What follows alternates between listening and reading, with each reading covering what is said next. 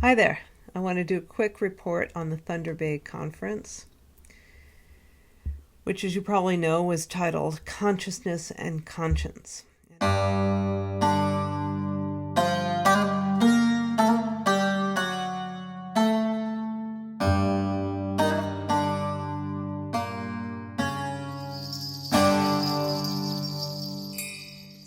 it was an amazing mix of both agnostics and Christians, and everyone got along.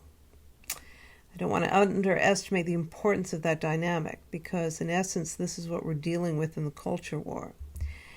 And yet there was nothing of that here. Political orientation took its proper place way at the bottom of the hierarchy. So Christians and, let's just say, rationalists or scientists, some of the Christians were scientists and vice versa, got together in the best of faith to make sense of the meaning crisis, and better yet, to try to figure out the way forward, which I think was the point of this conference.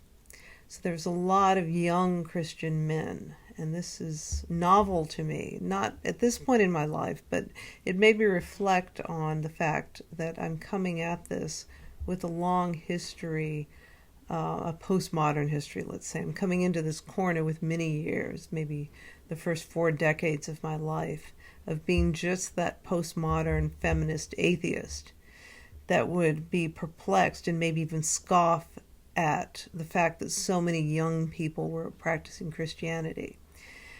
I've been enlightened since then, and now I'm very sad about that delusion, and I'm feeling the brunt of it, really. It makes me sad at this age that I don't have any kids, and that's a tragedy, and I think the reason that happened was because of that worldview that I had.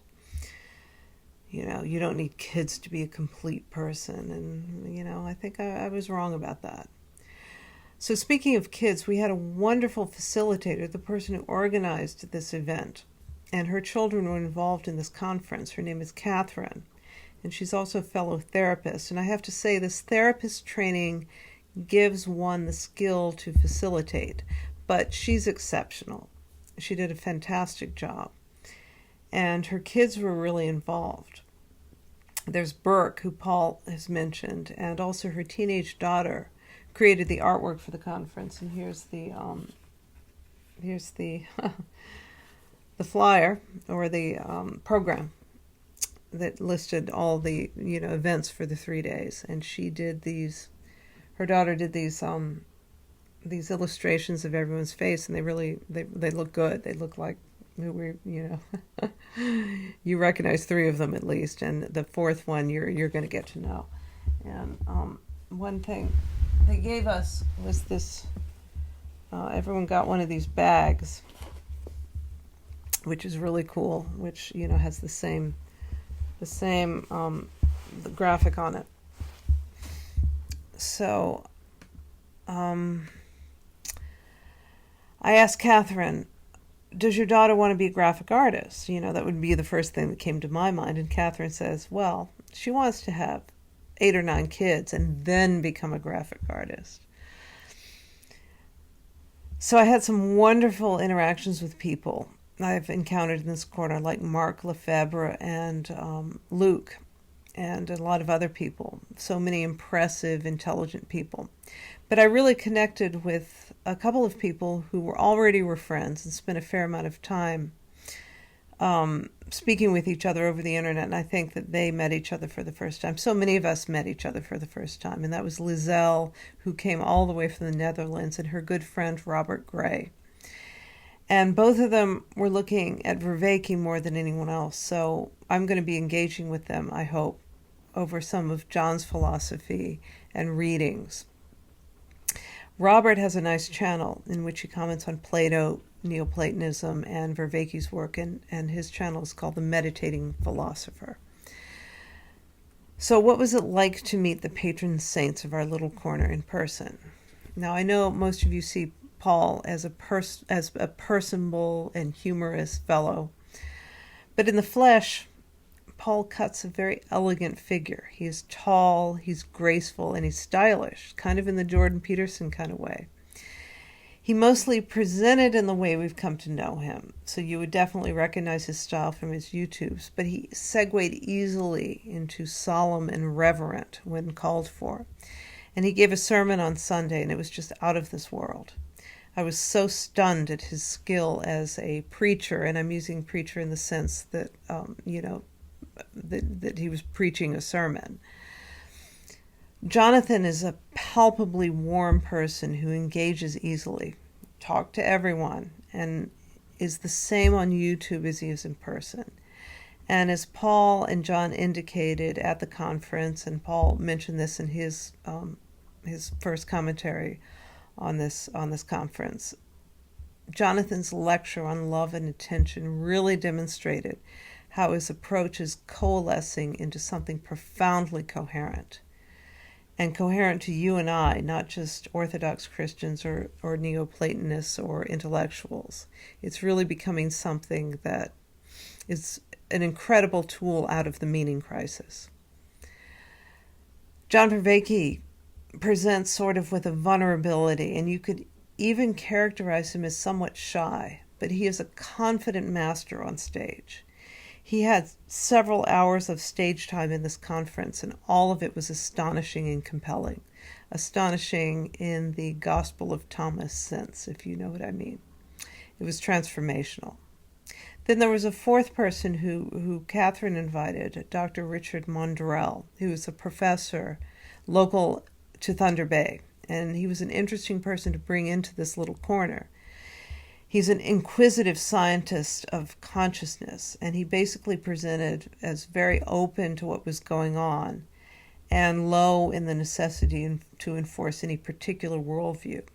So like I said, you'll see more of him, I'm certain. He demonstrated that sort of ego-free stance that dominated this conference.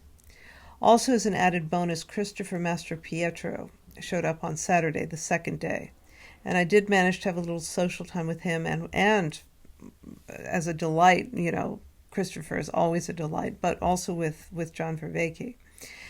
Christopher's every bit of the kind, super smart, and hyper-articulate person that you've seen many times on this corner on various people's channels. There are a few women, maybe 15% at best, and several of them said to me that it was a shame that there weren't more women in this corner. Women in this corner have said this many times, that they wish more women were involved. And Karen Wong has spoken to me about how she and I might do more regular conversations for this reason, and I'm totally up for that. And it would have been wonderful to have Karen there, but she had something else that she had to do. Of course, and we certainly talked about this, we've lost one of the most important women in this corner, and that was Mary Cohen. And her absence was really, she was really missed.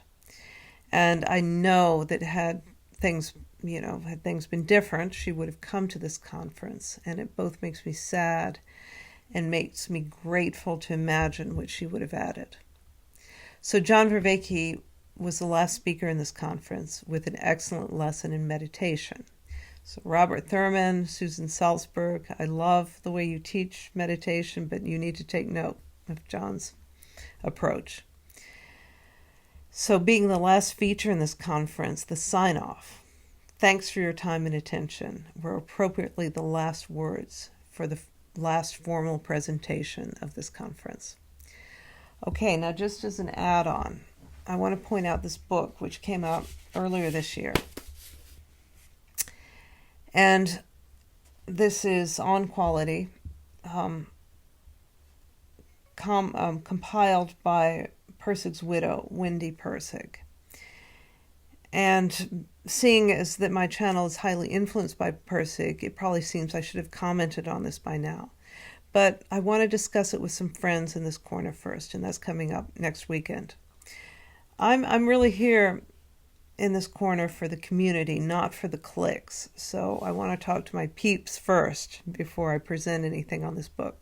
After we discuss it, I certainly plan on mulling over and integrating this marvelous little book a lot.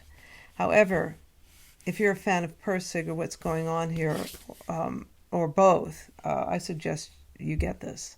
It's a condensation of his writings on quality, and there's a lot of new stuff in here. So just as a teaser, I'm going to read one section that really lines up with what happened last week. So this is a letter that he wrote November 11th, 2004. He died in 2015, I think. Maybe 2017. I'd have to look that up. It was fairly recently. So this is what the letter says. As far as I know, quality is still the best term, but meaning is a term I've thought about often. It's an excellent synonym for quality at the intellectual level. And I think it represents the first stage of the transition from dynamic quality to intellectual patterns. One first senses that some new experience is meaningful, and then, because of that sense, tries to understand it. That is, contain it within existing intellectual or mathematical patterns. A lot more of that in this book.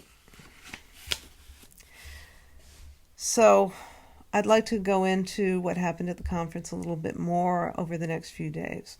I took a lot of notes, and I want to process them with you before the actual conference videos come out, and you will not be disappointed by those videos. And fortunately, they were recorded, and they were recorded in a high-quality way, so Paul tells us, and I'm quite sure that that's the case. So I hope that makes sense, and I will see you next time.